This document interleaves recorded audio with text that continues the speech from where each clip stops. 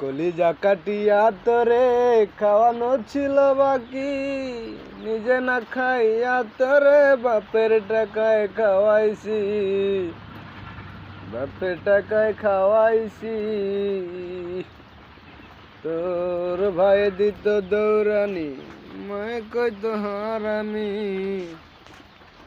বাপে কইতো হারাম জাদা, কোন গ্রামে তোর বাড়ি?